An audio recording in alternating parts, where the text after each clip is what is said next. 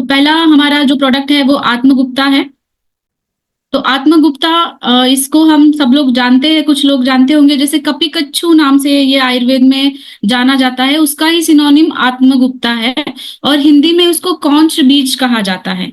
कौंच बीज जो होता है वो बीज बहुत ही नरिशिंग रहता है। उसका जो पेड़ होता है उसके जो हेयरी ब्रांचेस होते हैं और उसके अंदर ये बीज होता है, आपको अभी स्क्रीन पे दिख रहा है। तो ये कौंच बीज आयुर्वेद में ट्रेडिशनली बहुत सालों से यूज होता आ रहा है। अभी ये पाउडर फॉर्म में हमारे पास आया है। तो आत्मगुप्ता को कपिकच्छु कहा जाता है। इसका मेन जो इम्पोर्टेंस है वो नरिशमेंट के लिए, एक्चुअली ये बहुत ही अच्छा नरिशमेंट हमें देता है। ये कैल्शियम और मैग्नीशियम भी इसके अंदर है, लाइक न्यूट्रिशन लेवल भी इसके अंदर अच्छे से है। इसके आयुर्वेदिक अगर प्रभाव, आयुर्वेद में ये वृक्ष करके माना गया है। वृक्ष का मतलब होता है मेनली जो शुक्र धातु के ऊपर काम करता है। ये शुक्र धातु के रिलेटेड आपको कोई भी परेशानियां होती है, कभी शुक्राणुओं की कमी होना या फिर वीकनेस होना, उसमें यह काम करेगा। और ऐसा नहीं, ये मेल और फीमेल दोनों के रिप्रोडक्टिव हेल्थ के लिए अच्छा है। स्पेशली इसको नर्व टॉनिक की तरह भी माना जाता है। जो नसों की समस्याएं होती है, कभी कभी नस दबना या फिर नस दबने की वजह से झंझनाहट होना, ये सारी कंप्लेंट्स दिखाई देती है। सियाटिका की प्रॉब्लम आपने सुनी होगी, या फिर कभी कभी कंपवात जिसे कहते हैं, पार्किंसंस डिसीज, उसमें भी ये बहुत अच्छा काम करता है। ये नर्व्स पे एक न्यूट्रिशन के तौर पे काम करता है, इसीलिए ये स्ट्रेस कम करने के लिए भी बहुत अच्छा है। लाइक एंजाइटी या फिर टेंशन होते हैं, तो ओवरऑल जो नर्व्स रिलेटेड या ब्रेन रिलेटेड जो भी चीजें हैं, रेगुलर होते हैं या फिर पीरियड्स के दौरान तकलीफ होती है या फिर कभी कभी इनफर्ट, उस कंडीशन में भी हम इसको बहुत अच्छे से इस्तेमाल करते हैं। आयुर्वेद में उसको कटु पौष्टिक रसायन बताया गया है, बल लिए भी ये बहुत अच्छा काम करेगा। मेल और फीमेल दोनों सेक्सुअल वेलनेस में ये अच्छा काम करेगा।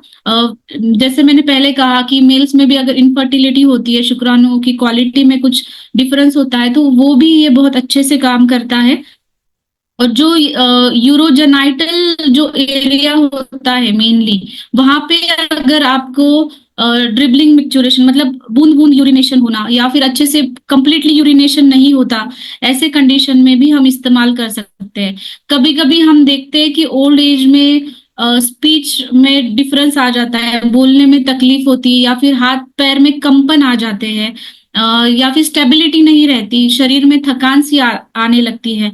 तो ये वाइटलिटी के लिए इस्तेमाल किया जाता है ऐसे कंडीशन में। और पार्किंसंस डिसीज में इसमें जो एक्टिव कंपाउंड माना गया है, एल डोपा नाम का एक्सट्रैक्ट है इसका। तो ये पार्किंसंस में बहुत अच्छा इस्तेमाल किया जाता है। इसके बहुत सारे रिसर्च पेपर्स भी हुए हैं कि एल डोपामाइन जो है हमारे पार्किंसंस डिसीज में इफेक्टिव पाया गया है। और नर्वस सिस्टम के हेल्थ के ऊपर ये तो अच्छा ही काम करेगा, जैसे ब्राह्मी, लायंस मैन, उसके साथ अब अगर आप इसको कॉम्बिनेशन में देते हैं तो ये बहुत अच्छा इस्तेमाल होता है।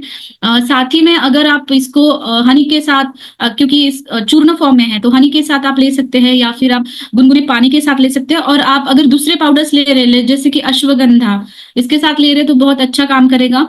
अगर यूरिनरी सिस्टम रिलेटेड कोई तकलीफ है या फिर यूरोजेनाइटल सिस्टम रिलेटेड तकलीफ है, तो आप गोक्षूर का पाउडर, अश्वगंधा पाउडर और ये कपिकच्छु आत्मगुप्ता का पाउडर आप एक साथ मिला करके आप ले सकते हो। तो इसका हमें बहुत जल्दी से रिजल्ट मिल जाता है। तो ये पाउडर्स इसी के लिए आपके पास आए हैं कि आप कॉम्बिनेशन बना सको, उसके सिम्टम्स के अकॉर्डिंग, जो भी सिम्टम्स हो रहे हैं उसके अकॉर्डिंग आप एक एक पाउडर लेके कॉम्बिनेशन कर सकते हो। ये कपिकच्छु के कुछ रिसर्च पेपर्स है। आत्मगुप्ता को कपिकच्छु कहा जाता है आयुर्वेद में।